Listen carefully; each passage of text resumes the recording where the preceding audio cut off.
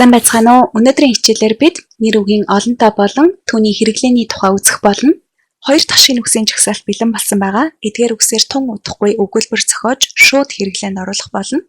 Гэхдээ эхлээд ямар дүрм хэрэглэхээ энэ хичээл болон дараагийн хичээлдээр үздэг. Шинэ үгсээ татаж авах холбоосыг энэ бичлэгний доор байрлуулсан байгаа. Мдэггүй байгаа суралцагчдаа хэлэхэд шинэ үгсийн эхний жагсаалт болон тэднээс бүтсэн хэллэг өгүүлбэрүүдийг бүгдийг нь Memrise гэдэг нэртэй гар утасны аппликейшн дотор англи хэл анхлан суралцагчдад гэсэн нэрээр оруулсан байгаа. Memrise гэдэг нь хэл сурч байгаа хүмүүст зориулсан гар утасны аппликейшн. Энд англи хэлээс гадна өөр олон хэл сурч болдог юм байна лээ. Энэ аппликейшны давуу талууд гэвэл үнэгүй, хэрэглэхэд амархан, яг тоглож байгаа юм шиг сурах үйл явцыг сонирхолтой болгож өгдөг. Хэр их үг цээжилж ахиж твшиж байгаагаа бусдад харьцуулж болдог. Шинэ үгийн зөв дуудлагыг хамттан сурна. Цээжлэгдэхгүй байгаа хэцүү үгсийн жагсаалтыг цаанаасаа гаргаж өгдөг. Бас та өөрөө ч Memrise дээр сурах гэж байгаа шинэ үг, хэллэг, өгүүлбэрээ оруулж болно. Тэгэхээр эхний үгсийн жагсаалт болон тэднээс бүтсэн хэдэн зуун хэллэг, өгүүлбэрээ баттгаж давтахыг хүсвэл Memrise аппликейшнийг татаж аваад тэндээсээ англи хэл анхлан суралцагчдад гэсэн нэртэй курсыг хайж олоод шинэ үгсээ сураарай. Бичлэгний доор холбоосыг байрлуулсан байгаа. За ингээд өнөөдрийн хичээлдээ орцгоё. Англи хэлэнд олон тооны ганцхан залгуур байдаг. Тэр нь S. Амархан байгаа биз? Манай монгол хэл шиг тийм олон тооны залгуур байхгүй. Жишээлбэл a dog, dogs, a word, words, a shop, shops, a guest, guests, a friend, friends. AN гэсэн ялгац гишүүнийг олон тооны өмнө хэрэглэхгүй. Яагаад гэвэл AN гэдэг нь нэг гэсэн утгатай гэдгийг өмнөх хичээлдээр үзсэн байгаа. Харин the гэсэн ялгац гишүүнийг ганц болон олон тооны өмнө хоёуланд нь хэрэглэж болно. Жишээлбэл the dog, the dogs, the word, the words гэх мэт. Тухайн нэр үгээс шалтгаалаад олон тооны S залгуур урдаа I үсгэж хэрэглэнэ. Ямар үед I үсэг авдгийг одоо үзцгээе.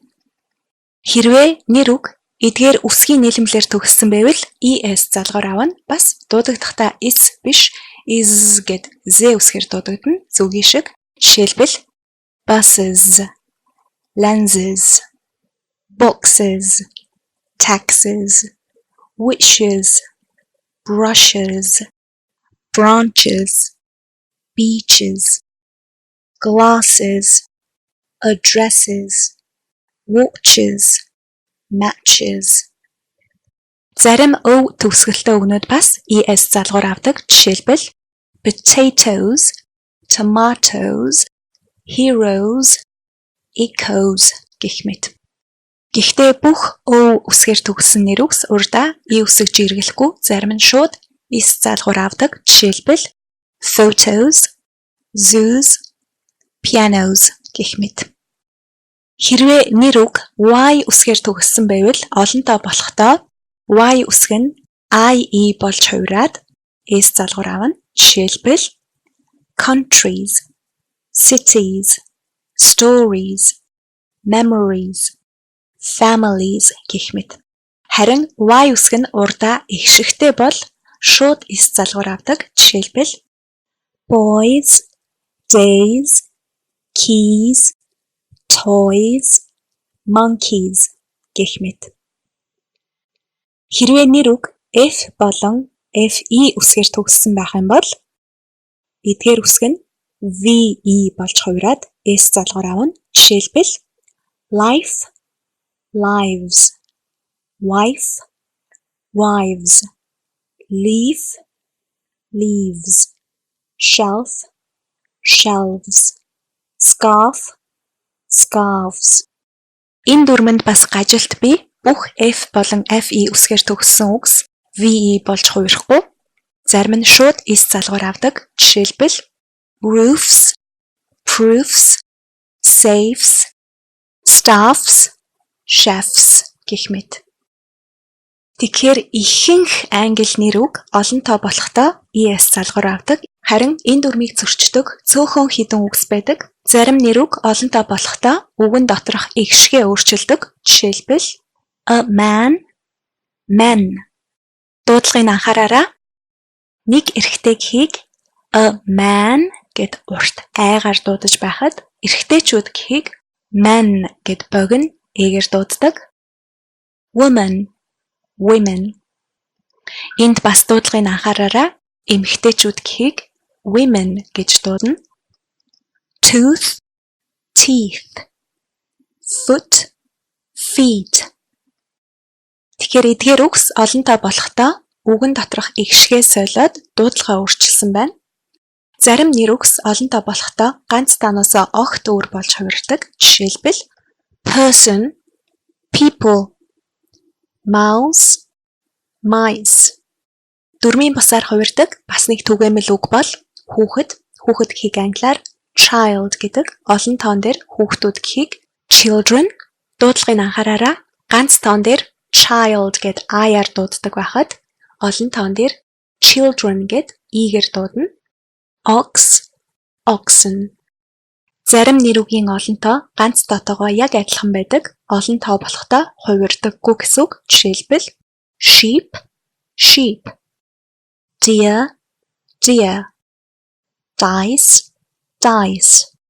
Offspring, offspring. Олон тоо болохдоо дөрмийн бусаар хувирдаг нэр үгс англи хэлэнд харьцангуй цөөхөн байдаг. Хэрвээ үг дөрмийн бусаар хувирдаг бол толь бичиг бидэнд өөрөө хэлээд өгдөг. Жишээлбэл woman гэдэг үгийг харцгаая. Нэр үг гэхийг англиар noun гэдэг. Толь бичиг дээр зүгээр in гэж тэмдэглэсэн байдаг. Олон тоо гэхийг plural гэдэг. Толь бичиг дээр PL гэж товчилсан байгаа. Тэгэхээр энд хаалтан дотор PL буюу энэ үгийн олон тоо нь women гэж хувираад бас women гэж дуудагддаг болохыг хэлж өгсөн байна.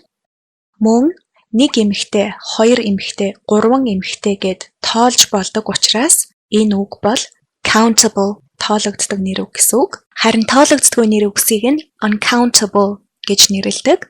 Толь бичиг дээр тоологддог нэр үгсийг C үсгээр, тоологддгүй нэр үгсийг U үсгээр тэмдэглэсэн байгаа.